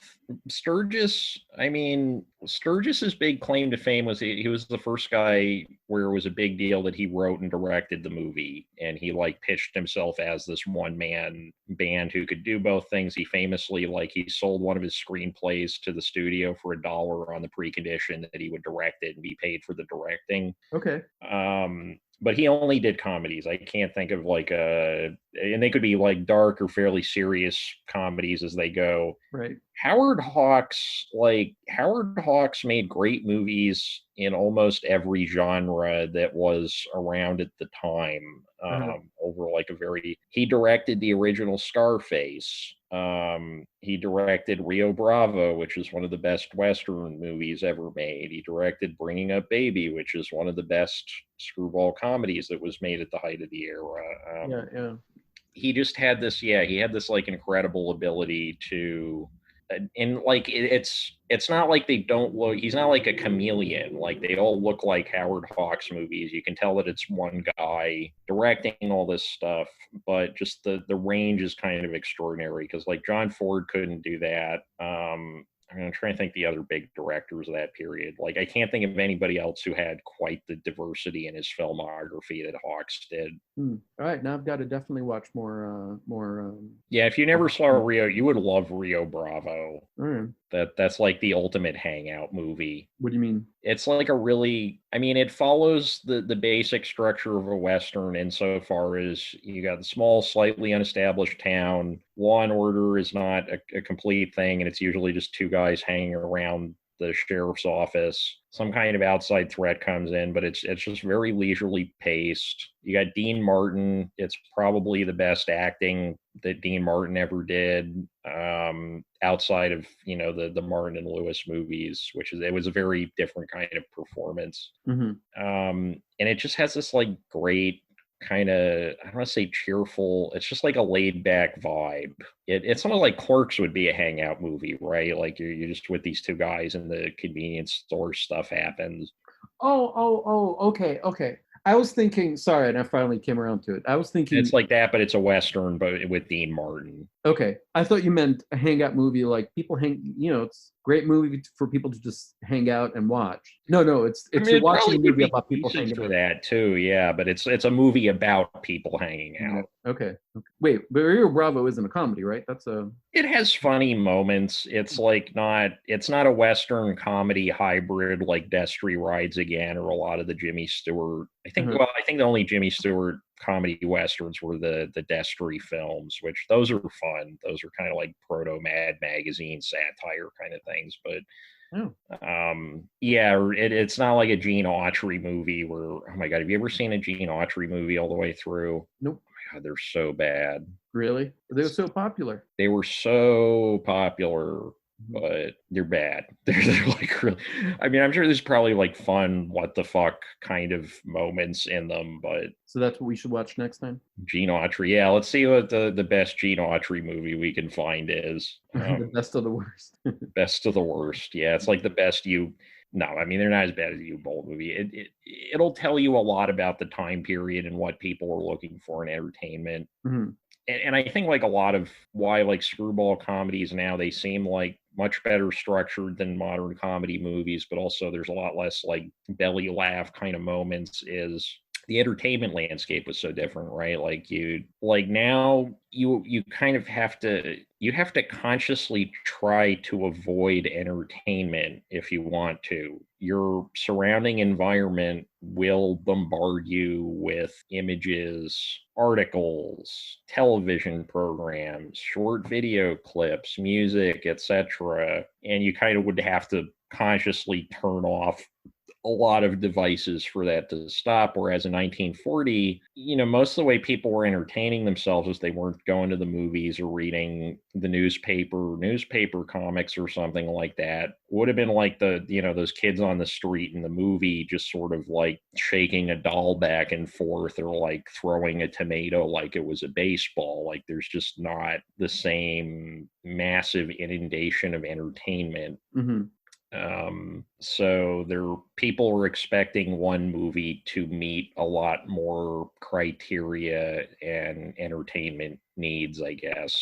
Whereas now it's kind of like it's like taking drugs almost. It's like I want to feel this way. Let's find a comedy. The job of the comedy is to stay at this one pitch throughout the whole thing. Maybe there's like an emotional resolution at the end. Mm-hmm. Or I want a drama. It can be, it can be a little funny in parts, but by and large, I'm expecting it to bring me into this emotional place or, action thriller. I mean, thriller, it's literally just named after the chemical drip in your brain, pretty much. Like it's only, it's like if you called comedy movies haha movies. Oh, okay. Huh. Ha movies.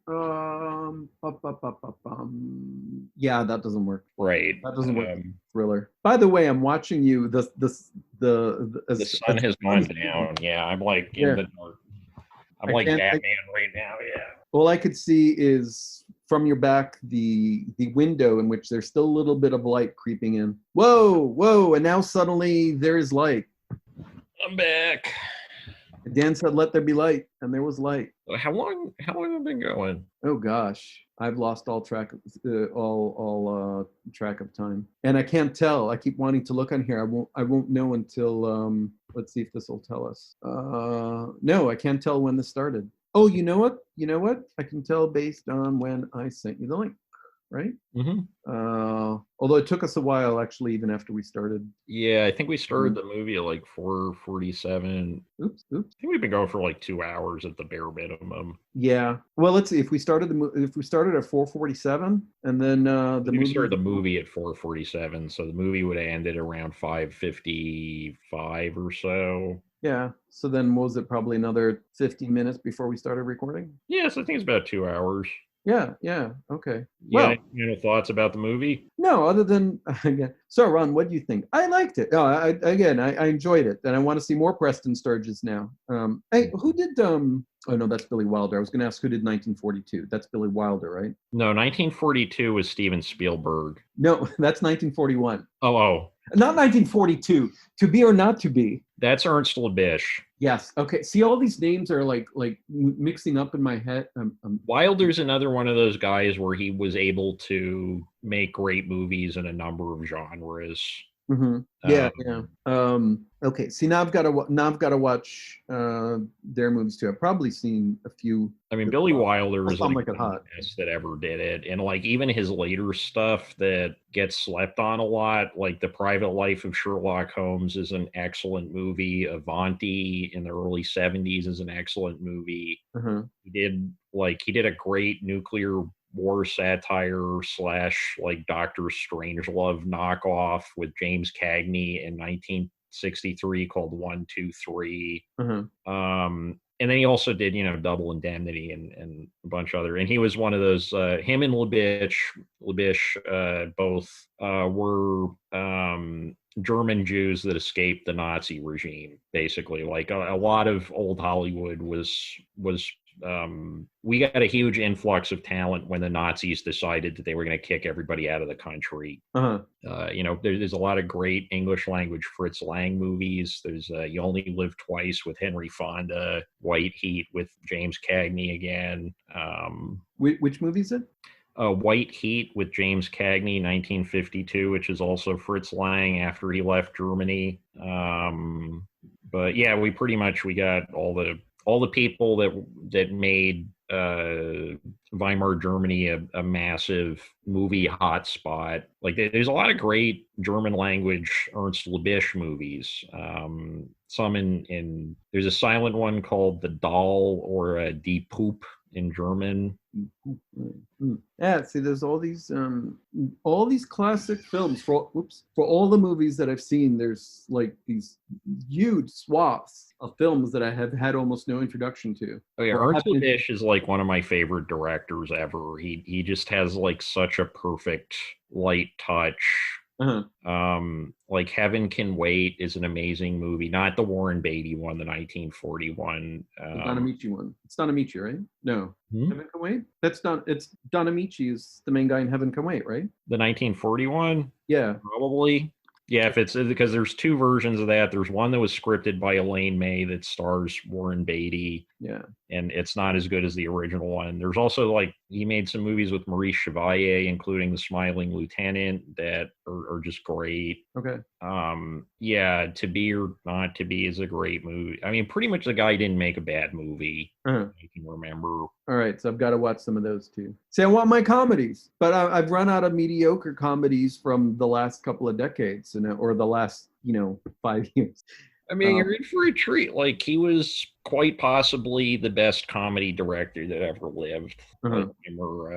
Lubitsch is like always. Yeah, I mean, I'll think about it a little bit more, but at least in terms of like people that were working in the Hollywood system, I can't think of anybody who had like a better track record. Because I know I've been scraping the bottom of the barrel. I just a few weeks ago watched Neighbors 2. Wait, that's real? That's real. There is a sequel to Neighbors with Seth Rogen, Rose Byrne, and Zac Efron. It has a sequel. Well, did you even know that? Yeah. Well, I knew about the Zac Efron Seth Rogen movie because that was like Seth Rogen announcing himself as an old man to the world. Yeah. Right, and it just looks so bad. Was it as bad as it looked? And did they turn it around with the second one? It's a race to the bottom between the two of them. So there was stuff that I liked about Neighbors, and it's primarily, and the main reason I watched Neighbors too is that also I really enjoy Seth Rogen in a lot of stuff. So that can be a little uneven, but when he works, I really like his stuff. But Rose Byrne is in it, and they actually interact really well. But there isn't enough of the back and forth between the two of them. So, and I went on a kick. I was like, I'm going to watch every Rose Byrne movie made, and I did find a few that probably her less popular movies. she's really funny. You know, she's a good dramatic actress, but she's a hilarious I comedian. always kind of wanted to see, do you ever see that Seth Rogen movie that he made as like a starring vehicle for his wife, where they, what is it, like they're both working in an airline and then they start a sex hotline, like a 1-900 number? That no, it's there's these two women who start that, and Seth Right, but it's Rogen is Seth Rogen's wife it in no the movie. oh, Like oh his the real actress. life is in the movie. Oh really? Yeah, that's his wife. That's why the movie got made. Oh, no kidding. Okay. Yeah, I Yeah. watched it because you brought it up like a month or two ago, and of course I couldn't wait. I'm like, there's no way I'm waiting for for us to watch and record the podcast for it. I think it was that night that I went to watch it. Now knowing that it existed, Was it any good? it has some good moments to it. Okay. Yeah. I think it it runs in the yeah, it's kind of a cute idea, but the momentum, it doesn't keep its momentum. I guess because I remember seeing a lot of previews for that in the theater, and then it just sort of, I think it came out, and then within a week it dropped off the face of the earth, and I never heard anything about it ever again. All right, I didn't even know it existed until you mentioned it a little while ago. So, but I watched it, so I think I might now, and I just watched An American Pickle, so I think I'm back to having watched every single Seth Rogen movie there is. Did you ever see Undeclared? Oh, is that the sort of sequel to Freaks and Geeks? Yeah, the one where they're in college. No, are they playing the same characters? No, it's Seth Rogen's pretty much. There's like a lot of the Freaks and Geeks actors pop up in Undeclared, but Seth Rogen's the only one who's like a series regular in both that I can remember. Okay, I'm making a note that I need to watch Oh no, wait, do I need to watch it? Yeah, it's pretty good, and it's like 18 episodes. They're all 20 minutes apiece. You could literally finish it in a day or two. Yeah. I can even loan you the discs if you want. Okay. It's like pretty. It's not as good as Freaks and Geeks. Freaks and Geeks is probably the third best like high school based show that was made in English, at least. Or well, maybe not. I would say it's like a tie between Freaks and Geeks and My So-Called Life. Mm-hmm. And then the king is obviously the original Degrassi Junior High run. From the obvious to me. I don't think it's necessarily. I don't feel like that's quite the universal opinion that I'm presenting it as. Yeah, you mean the line that you draw for yourself, or the line of how you went from one to the next, or how they got made? Shows that involve high schools or are set in high schools that I can remember watching a decent amount of. The absolute gold standards are Freaks and Geeks, My So-Called Life, and the original 1980s to early 1990s run of Degrassi Junior High and high school. The one with like Stephen Brogren and Stacey Mistison and all those people. Okay. Well, I've got let's see, 18 episodes times 20 minutes, so that's 3 an hour, so that's 6 hours.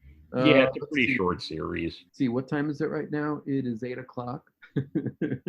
I can be done by 2:30 a.m. if I say I give myself a little bit of time to start. Yeah, and it's like a good binge show because it never gets dark the way that Freaks and Geeks does. It's like much more lighthearted. I think the fact that it's 20 minutes versus 45 minutes changes the tone substantially. You got like young Amy Poehler shows up. Rufus Wainwright plays the protagonist's dad, and he's hilarious. Like Rufus Wainwright Sr.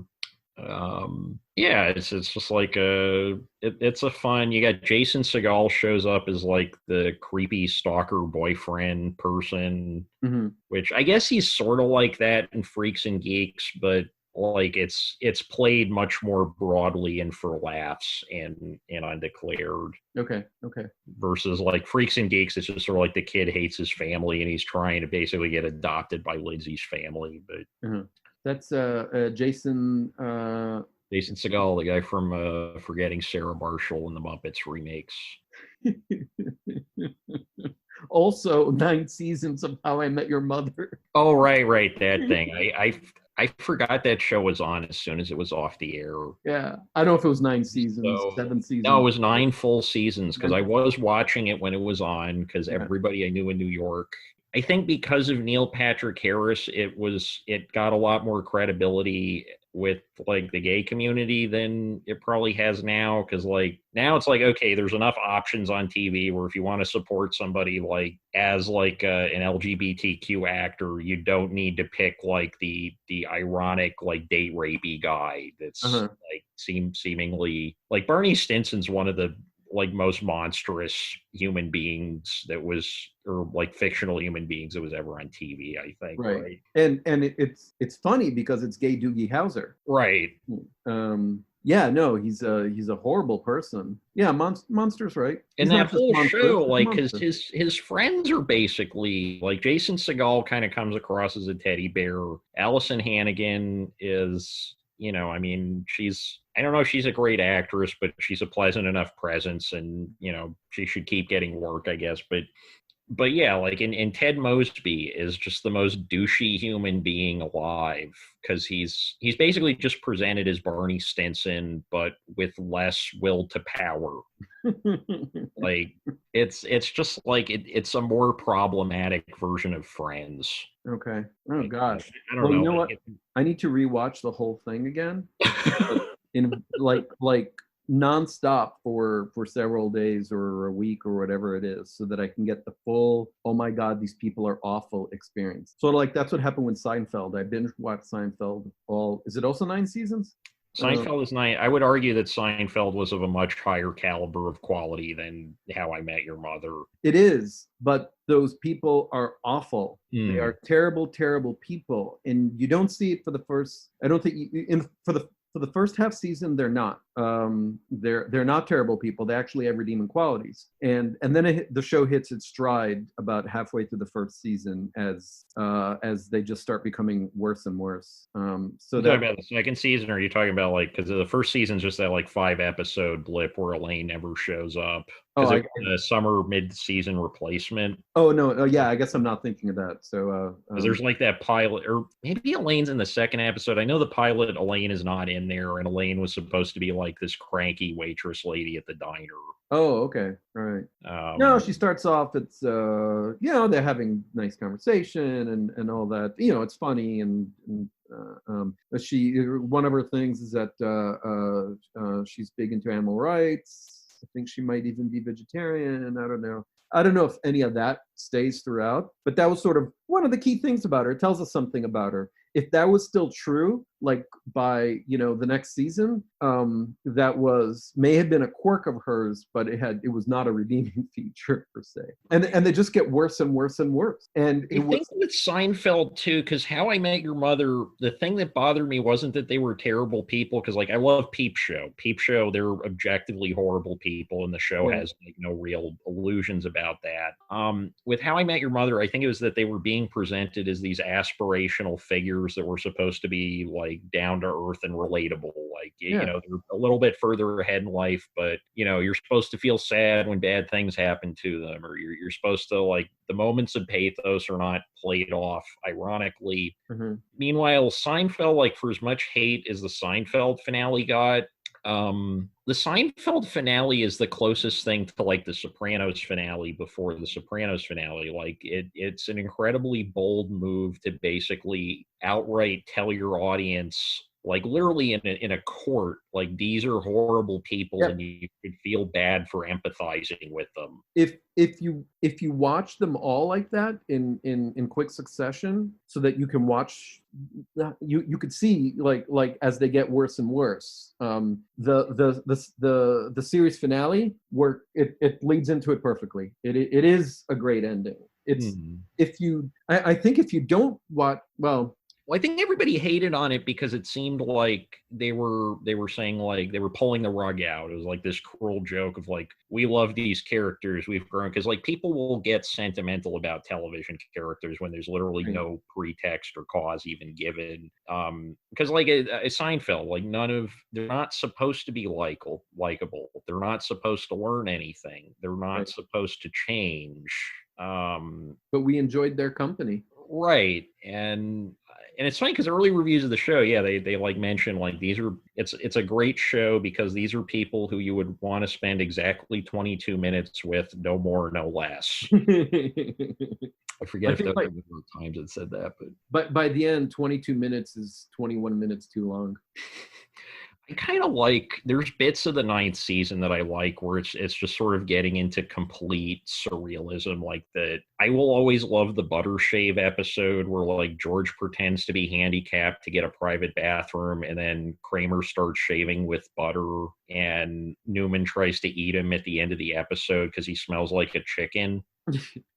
Like I love, or like that has one of my favorite cold opens in the entire series where like George and Jerry, they have the mustaches on, and Jerry just says like, well, so you said instead of a real vacation we could take a vacation from ourselves. And then George is just like embarrassed that they skipped taking a vacation to grow mustaches, and then the next scene we never hear or see the mustaches again.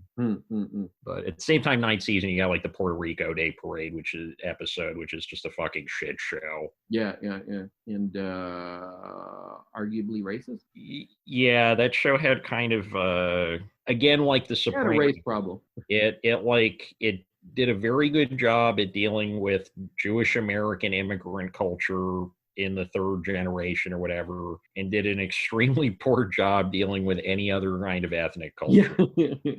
Kind of like the absolute worst episodes of The Sopranos is literally just a list of every time that they tried to say something about Black culture. Oh, I can't even imagine. Like, and one of them even had a great premise. Like there was the Christopher Columbus Day episode, which is generally considered to be the worst episode of the entire series. Pretty good premise. I mean, it doesn't really jive with a lot of the rest of the show, but like Native American groups are protesting Columbus Day. The Sopranos get pissed off because they see Christopher Columbus as this like legitimizing symbol of like Italians being accepted into America, or like Italians being integral to the establishment of America. And they like go at it in the streets. It just wasn't, it's not a terrible premise. It's just really weird because up to that point in the series, we've literally never heard anyone in the family talk about politics like that. And we never hear about it again. But is that one blip? Pretty much. I mean, there's like little bits and pieces in the last season where like Tony Jr. wants to go to Iraq because he's got this like confused relationship to how he wants to distance himself from the illegitimacy of his father's enterprise now that he's kind of figured out like shit, this is all blood money. I feel like Anthony Jr. gets like a really bad rap from people because he has a good arc on that show. Like he comes across as kind of a spoiled brat, but he's also like the ways that he's acting out are clearly directly related to him not knowing how to deal with the fact that he knows that his father is this violent criminal. I think trying to remember if I've seen a full episode of The Sopranos. Oh, you never saw a full episode? I saw the end. Oh, well, everybody's seen the end. I saw the first episode. It's worth going through. It's not my cup of tea. I know, even like I know you're watching Homicide: Life in the Streets, and it's and that show's amazing. That show is better than The Wire. But I've not had interest in seeing The Wire. I watched Law and Order, so much Law and Order, like all of them. But that's the only show in the genre that I've actually enjoyed. I guess when I was younger, I did watch some Cagney and Lacey every so often. I watched a few episodes of Hill Street Blues. Yeah, I mean, police shows is kind of unavoidable because like all the people except David Chase from The Sopranos, they all got their start before doing the big HBO shows that kind of introduced the notion of prestige television. They all start out on cop shows. So honestly, I would say the golden age of television started at some point in the early 1990s, and just nobody noticed that it was building this critical mass until The Sopranos came out, because there was so much good TV in the 90s. Not just Degrassi, and not just 20 versions of Law and Order, even more. Oh no, I mean you got like Homicide: Life on the Street, NYPD Blue, Adventures of Pete and Pete, Ren and Stimpy, Rocco's Modern Life, Batman the Animated Series, Mr. Show, the Larry Sanders Show. There's others I'm free. Oh, it's Twitch City, which was on Canadian TV in 1998. That was a great show. Married with Children. Married with the guy who plays Al Bundy is actually like a pretty good actor when they give him a chance to do so. There's like a David Milch show that got canceled after 8 episodes that he was in called Big Apple. That's great if you're into like weird philosophical police procedural shows. Okay. And Christina Applegate. It turned out that she's actually a good actress. Yeah, there were a lot of talent. It took a lot of very talented people to make Married with Children. God help us all. Yeah. Yeah, wow. Well, okay, so now that we've guaranteed that we've gone over 2 hours, last thoughts about Preston Sturges and Christmas in July? I give this 3.5 out of 4 question marks, all worth the look. All right, and I think I'll be pleasantly surprised. I'm going to give this 7 2/3 question mark out of blue question marks. How's that? With no summation, where we're just left to take the fraction as it is. Yes. But that fraction's important because there's a very big difference between 7 2/3 and 8, especially since I don't know what blue is. I don't mean color blue. I mean the number blue. All right. We'll see you next week, everybody. This has been Dan. And this has been Ron. And this has been Anomaly Questionable Movies. Take care.